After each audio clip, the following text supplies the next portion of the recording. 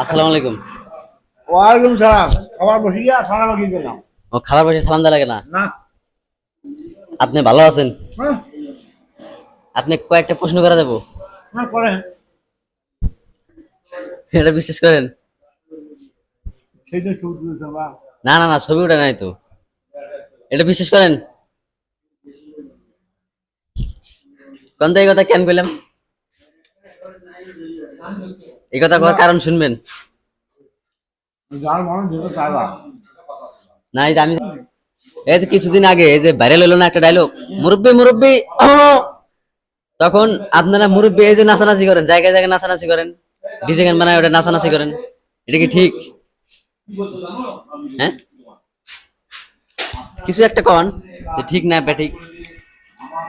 বাবা ওটা করা যাবে না। ওরা তো